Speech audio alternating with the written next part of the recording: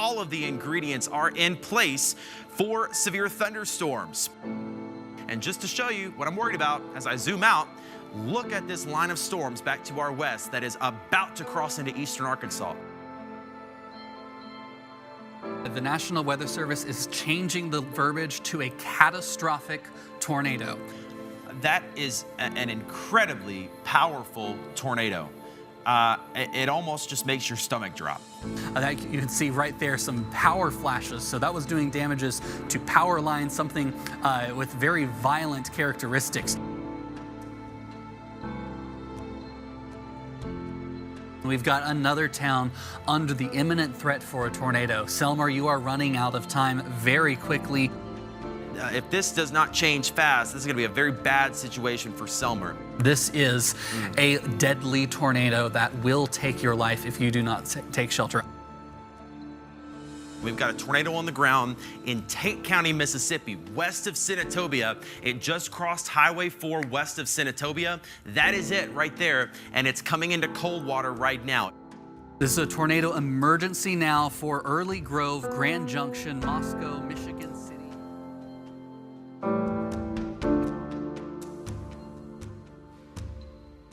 Thank you for joining us for One Week in April, an ABC 24 special on the Mid-South tornado outbreak. I'm Trevor Burchett. And I'm Kit Thomas. The first week of April 2025 brought several rounds of powerful, destructive, and deadly weather to the Mid-South. Yeah, Kit, it all started with a deadly tornado outbreak on the evening of April 2nd that carried into the early morning hours of April 3rd. And then another round of tornadoes struck on April 5th, and that came with significant flooding that continued for days. It didn't seem like it was going to end, and it turned out to be one of the most active periods of severe weather that the Memphis area has seen in decades. Meteorologists knew days in advance that this week in April was going to be one for the record books, and not in a good way. So let's take a look to the lead up of the event. The Storm Prediction Center predicted 6 days out a slight risk across not only the Mid-South, but all the way up to the Great Lakes and back into East Texas. They then upgraded it the next day on March 29th to a level 3 event, and it continued to expand from there. By the time we got to the day before the event on April 1st, we had a moderate risk, a level 4 out of 5, and the day of, a rare high risk was issued across the Mid-South, up to the lower Ohio Valley and back into southern Arkansas. Long track violent tornadoes were anticipated, and many were over 25 miles in length. Here's a look at the first day of those tornado paths. In total, we had 4 EF3 tornadoes right here in the Mid-South. Let's take a look at some of those radar images as these storms were in progress. Off towards the Lake City area in Arkansas, a tornado emergency was issued. Fortunately, no one was killed from this particular tornado. After midnight, we had another wave of severe weather across northern Mississippi. The Senatobia area also had an EF3, and that storm would continue to produce more tornadoes later on. The Selmer, Tennessee area saw a damaging tornado that had 5 fatalities as it rolled right through the center of town. Of course, I said that Senatobia storm continued to produce more tornadoes. This is one of them. Outside of the Slade, Mississippi area, we had another tornado emergency. It would continue to kill 2 people in Fayette County and widely impacts the community of Grand Junction, Tennessee. All in total, there were 35 tornadoes surveyed by the National Weather Service just in their area across 4 days. But across 14 states, there were over 160 tornadoes. More than 50 people were injured and 9 people lost their lives. 5 of those deaths happened in McNairy County when an EF3 tore through the town of Selmer. The tornado touched down just after 12:30 a.m. Thursday morning and produced winds of 160 miles an hour. The tornado reached peak intensity as it crossed Highway 45 into Selmer, damaging numerous homes on the northwest side of town. Cars were thrown into the air, many landing upside down. Businesses like gas stations and laundromats completely gutted by the fierce winds. Many intersections nearly unrecognizable as debris scattered the landscape. McNairy County officials say the tornado and flooding combined caused an estimated $30 million in damages. 5 people were killed and 14 more injured. Our Leah Williams was in Selmer the day after the tornado hit, and she spoke with residents who were still in shock about what happened the night before. At first I didn't realize it, but Like that side of that car, that's my mom's car. It's all dented up.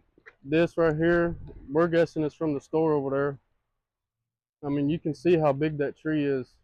We've had plenty of storms. It's knocked limbs off, but I mean, it pulled that thing right up the ground, man. I mean, it was two of them right next to each other. We really got hit with the worst of it because the tree, but the rest of it, all of them's leaking because it tore the roof right off. But other than that, I'm glad all the people down there was able to make it. When the fire department showed up, there was a fellow, an old guy down there that I keep an eye on sometimes. He was trapped. It was just wild. It's most certainly real, but it feels like the most unreal thing I've ever been through.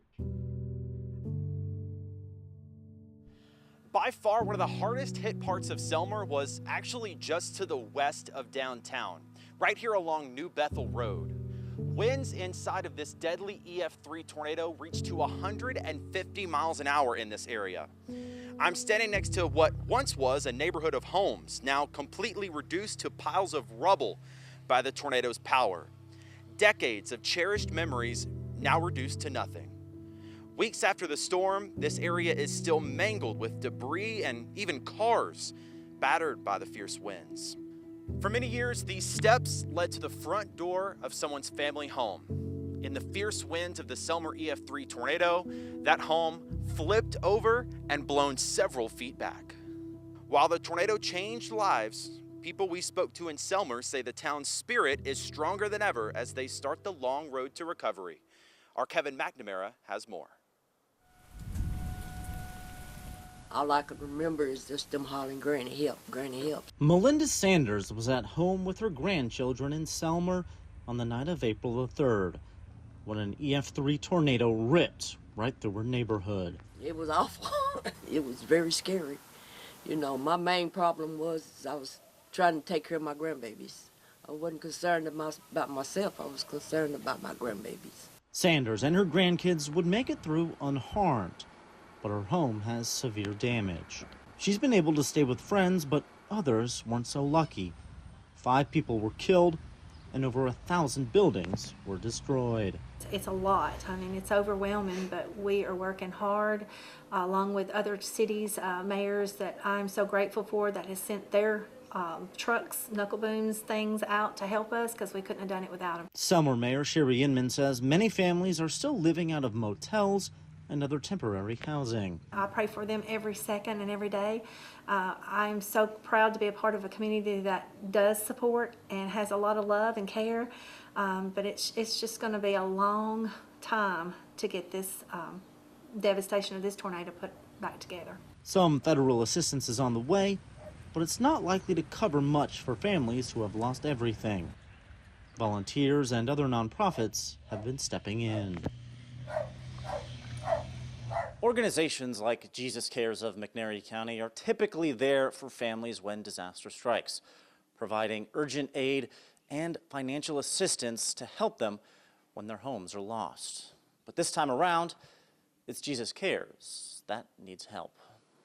We feel pretty good. We met with the insurance folks, and we feel like that we've got, hopefully we've got enough coverage to rebuild. Billy Brown with Jesus Cares is also part of the new long-term disaster recovery team in Selmer, which will step in as insurance of last resort to help devastated families get back on their feet. The challenge, though, we've got is a lot of the people that were impacted by the tornado were renters. And so there's just not any rental property to replace that quickly. So they're going to be displaced for a while. Pile after pile of debris still litters the streets, entire blocks leveled by the tornado's mighty power. There's no estimate yet for when the cleanup will be complete. There's a lot of people in this community lost more than just cars, you know, lost their lives, and it's just a real vulnerable time. It tears into your heart. I want everything to go back to normal, everything to go back to normal, to be straight. And I'm just glad of all the ones that survived, and happy for my sister. They've had a big blessing, and I just pray that everybody get back to normal. In the meantime, the people of Selmer will keep picking each other up one by one. They've been here before, including just 2 years ago when another tornado hit. Melinda Sanders knows how lucky she really is. I'm grateful for the kindness of the community. Never knew McNair County people were this kind. I'm just so grateful to be here. I am. We're doing fine, so that's all that matters. I can replace this stuff. I can't replace us. And slowly but surely, the town of Selmer gets back to work as the recovery process they know will be painful gets underway in earnest. But through their faith in each other, they know it will come. Reporting in Selmer for ABC 24, I'm Kevin McNamara. About an hour later, only 50 miles west of Selmer, another tornado would touch down in Marshall County, Mississippi, tearing a path of destruction across the state line into Tennessee. The tornado first touched down near the Sladen community north of Holly Springs, producing EF3 damage to several homes and snapping trees in half. The tornado maintained its intensity as it crossed into Fayette County, Tennessee, passing just south of the communities of 45 and LaGrange. Just before 2 in the morning, a 911 call was received reporting that homes had been hit by a tornado in that area. First responders arrived and found a family's home that had been flipped by the tornado. A 48-year-old man and his 16-year-old daughter were both killed.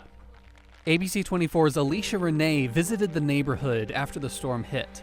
Residents who lived nearby were heartbroken to hear the news that rocked their tight-knit community. Tree limbs, cars, and household items scatter across this ground, all that remains of a family's memories after a devastating tornado in the early hours of April 3rd. Neighbors described their terror as multiple tornadoes carved through their town, destroying property and claiming lives. Nearby resident Rita Tucker expresses gratitude for her survival and shares what she believes others should do during this difficult time. You never know how a storm will do. You don't know if you'll be affected the next time.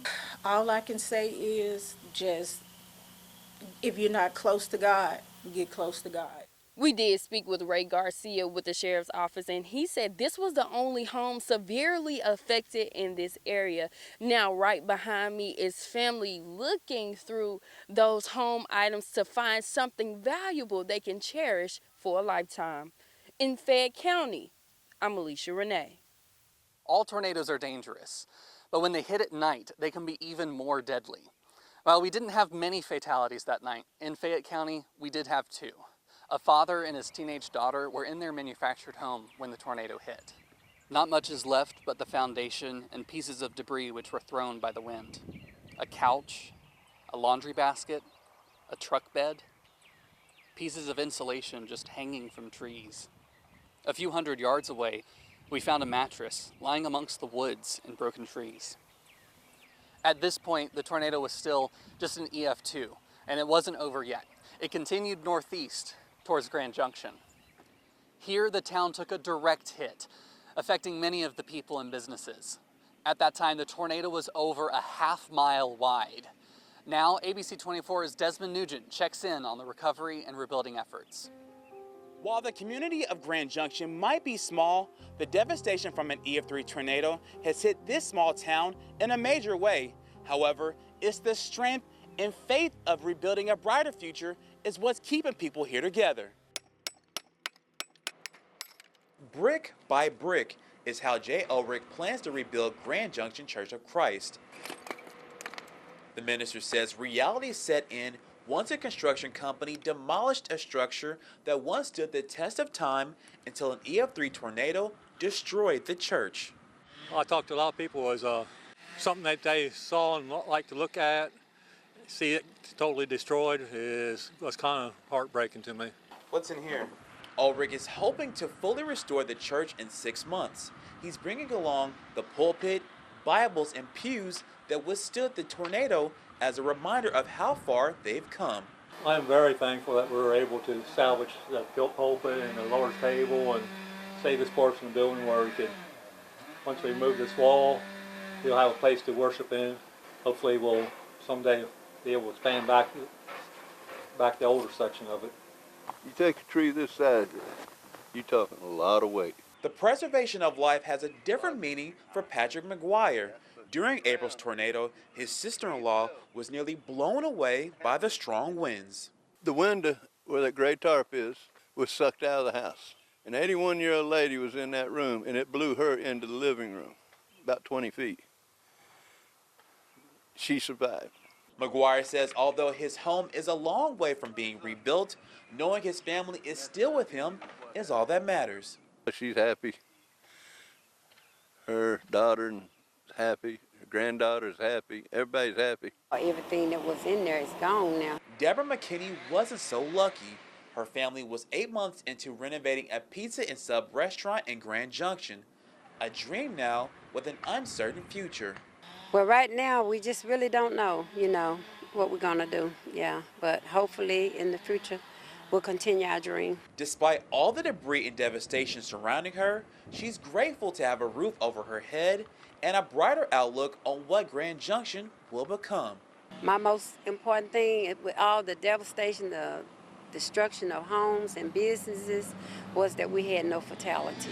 And I'm just looking for the new town. Even in the midst of all this, I'm, looking for a new Grand Junction. In Grand Junction, Tennessee, I'm Desmond Nugent. The same night, another tornado hit Tate County, Mississippi, about 30 miles south of Memphis.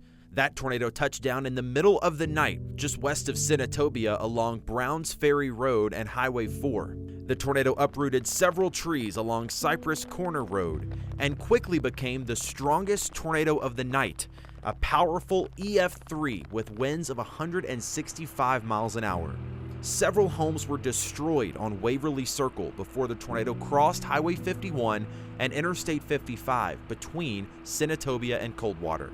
3 people were hurt in this tornado, but fortunately, no fatalities were reported. When the tornado warning was issued and Senatobia officials went to sound the sirens, what they got was silence. The siren system failed that night, as a large tornado was minutes from town. ABC 24's Desmond Nugent caught up with one man who says an alert on his phone likely saved his family's life. It was a blessing to us. It went off at 12:03 and woke me up, and I was able to get my family in the safety, in a matter of minutes. Greg Griffin believes a text message saved his family's life. The code red alert system warned his family of the approaching tornado, giving them critical seconds to seek shelter when they face imminent danger. Without it, my daughter and my grandson would have been in that room right there where there's no wall anymore. And they found one of his toys about 1.5 miles out in the county, one of his little Mickey Mouse toys, so they very well could have been with it. Gregory Cox, a longtime resident of Senatobia, says he never heard their tornado siren during the storms or in a few years. Be honest, I ain't heard that thing in a long time. The Senatobia Fire Department says despite their efforts, their warning system failed.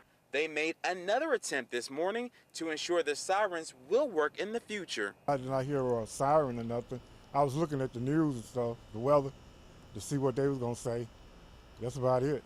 I hope that, they get it together and the siren will go off and then people feel comfortable. Although the Senatobia Fire Department declined to speak with me on camera, they did confirm that 3 of their tornado sirens within the city limits, one of them is just behind me, will be ready for the next severe weather event. In Senatobia, I'm Desmond Nugent. It's important to remember that you should never rely on a tornado siren as your only way to get a weather alert. Officials suggest you have several ways to hear about severe weather. The Weather Service really stresses that individuals have numerous ways to get severe weather warnings. That could be a NOAA weather radio. That could be your preferred media outlet, whether it be TV or radio. The wireless emergency alerts are really important. You have to have those turned on in order to get them, but that is a great way to get weather information, especially at night. Meteorologists also suggest using the phone a friend method, calling friends and family to let them know when severe weather might strike, in case they aren't paying attention. While no one was killed in the Senatobia tornado, homes were destroyed and memories were reduced to rubble. We visited Tate County to see how the recovery process is going, and many residents we spoke to tell us they're just thankful everyone's okay. It was scary, like it was very scary. And I didn't realize how bad it was till like the next day, and I seen everything that happened. Communities in Senatobia are still picking up the pieces after a tornado hit around midnight in early April. Recovery efforts began that same night, led first by the volunteer fire department. So many things went right in the recovery, but the fact that there was so much damage and so few injuries, to me, that's a miracle. Officials report 50 structures damaged, 24 to 25 which were a complete loss. This one is just one home that was completely destroyed. Despite the damage, no deaths were reported. Stevens says 3 people were taken to the hospital but were released. In the aftermath, students have been helping their neighbors clean up the devastation. I feel like if this happened to me or anybody else, she would do the same thing for them. And, you know, it's really hard when something like this happens. Actually, like seeing the damage and having to help out with it. I mean, it's going to take a group effort to rebuild. We all got to work together. It's humbling to know that I live in a county with good people that take care of each other. Stevens says a red alert system was sent out ahead of the storm, but some say they never received it. Now officials are pushing for people to sign up. The current recommendations from FEMA and MEMA are to use more than one warning system. In Senatobia, I'm Shakina Davis, ABC 24 News. Arkansas was also hit hard by April's tornado outbreak. A large tornado touched down in northern Poinsett County, tearing across Interstate 555 near Truman. The tornado was captured live on ABC 24 from this Arkansas Department of Transportation traffic camera. The tornado then carved a path of destruction into Craighead County. One of the hardest hit communities here was Lake City, where a resident captured the massive tornado barreling past. Miraculously, no one was killed in the Lake City tornado, but this small community has been forever changed by this storm. Our Shakina Davis visited Lake City in the days after the storm to get a look at the cleanup process as crews were pouring in to help. What you're seeing from above is the devastating aftermath of a terrible storm. But down here on the ground, crews are helping clean up the damage. We're just out here trying to help everybody clean up, and it's really making a lot of people happy, and that's really what we're going for. Lake City, Arkansas, home to 2,326 residents, now sees volunteers swarming neighborhoods as recovery efforts intensify following a devastating tornado on April 2nd. Cleanup crews blanketed the community, helping desperate residents salvage belongings from their homes. The Craighead County Emergency Management Team reports 24 structures suffered damage across the county. The devastating toll includes 18 homes completely destroyed, 3 with major damage and 2 with minor damage. It's terrible. Mother Nature has a way of showing us what she can do. And it's terrible. I feel sorry for all these people. And, you know, we have a prayer every morning in our safety meeting. And we pray for these guys every day. Southern Baptist Disaster Relief had their team out cutting trees. I'm blessed to see people coming in to Lake City and other communities and our community working together. They were out picking up trees and other debris from the yards, recovering items that were still salvageable, and offering words of encouragement to the impacted residents. For these people, you know, this could be the worst moment of their life, and so we just try and come in and be a blessing to them and raise them up a little bit. People will be out to help for as long as they can. Well, so far, our communities together, working together, you know, everybody working together, you know, they say it's going to take about probably a week, get it cleaned up. We'll probably have it cleaned up in 2 days. Nearly a month after the storm, cleanup is continuing in Lake City and throughout Craighead County. Residents say the outpouring of support and assistance has been enormous. So much so that they've even had to turn away some extra help that they didn't need at the time. We're a real close community, working together and sharing, you know, helping each other. Lake City continues down the long road to recovery, but just like in Selmer, Senatobia, and Grand Junction, the spirit of community lives on, something a tornado can't blow away. For now, residents continue picking up and rebuilding, piece by piece. Significant flooding was another incredibly impactful part of this storm system. Over just 4 days, Memphis and most of the Mid-South saw over a foot of rainfall. Some parts of the metro even saw over 15 inches. The National Weather Service calling this a generational, once-in-a-lifetime flooding event. The heaviest rain fell on that Saturday, April 5th. It started fast and heavy, and it seemed like it might never stop. Hours and hours of heavy rain started to take its toll. By lunchtime, roads were becoming covered in the Memphis metro. Drivers took the risk to drive through flooded interstate lanes at I-40 and Danny Thomas. Underpasses in Midtown filled with water, leaving cars stranded. Significant flooding was reported in every corner of the city, from Poplar Avenue in East Memphis to Whitehaven, where residents had to be rescued from an apartment complex. In Hickory Hill, with rain still coming down, 17-year-old Kadarius Smith sprung into action. With water approaching front doors, he didn't hesitate to jump in the water to unclog storm drains, likely preventing more damage to nearby homes. Just one example of the spirit of neighbors helping neighbors through tough times. This 4-day deluge of heavy rain and thunderstorms finally ended late on April 5th. But the worst of the flooding was just beginning. All of that heavy rain filtered into nearby rivers and waterways, causing many of them to rise to flood stage. From the Obion River down to the St. Francis River and right here on the Mississippi, high water levels threaten communities for days to come. Our Scott Mattis has more. Flooding isn't uncommon in this part of the country in the spring months, but residents told us the way the water rose this year was way quicker and higher than they're used to. We've seen it over this road, blocking a lot of us, but never this high coming up on us like this. Towns along the Obion River in Dyer County were some of the hardest hit. They were forced to evacuate as the river rose. Several homes inundated with water. A week later, once residents were allowed back into their homes, it was hard for some to figure out where to start the cleanup. It's a little overwhelming when you see all this water in your house and the damage done and think about rebuilding. Rivers also rose in the Memphis area. The Wolf River and Loosahachie Rivers both quickly reaching flood stage, covering roads and forcing the closure of parks and greenways. In Arkansas, rising water led to rescues from both houses and cars in West Memphis. This in the days after the storm. And not far away in Earl, dramatic scenes as water covered Highway 64. Officials placing sandbags down to prevent the water from getting any closer to nearby neighborhoods. North Mississippi wasn't spared either.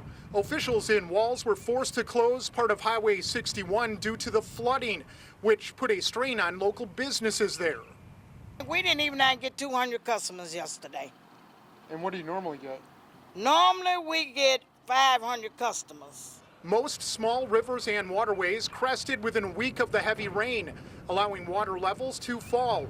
That water then filtered into the Mississippi River, which stayed above flood stage for another month after the storms. Flooding took the lives of at least 2 people in the Mid-South. A 74-year-old man drowned when he was swept away by fast-moving flood waters in Tipton County. And in Lauderdale County, a man jumped into flood waters to try and save a child from the current. He was able to rescue the child, but the man was overcome by the waters and did not survive. For ABC 24 News, I'm Scott Mattis. Of course, our hearts continue to be with the families and communities that were forever changed by these deadly storms and severe flooding of April 2025. Tornadoes tore paths of destruction across the Mid-South, and flooding forced people out of their homes. The cleanup and recovery process will take a long time. Yeah, that it will. We will continue to be with you over the coming months and years to follow your rebuilding process and to find more of those stories of hope and resilience. There may be some days that it doesn't feel like it, but we will get through these tough times, and we will get through them together. Keep looking for the helpers, and if you can, be that helper to your friends and neighbors. Thank you for joining us as we looked back on 1 week in April.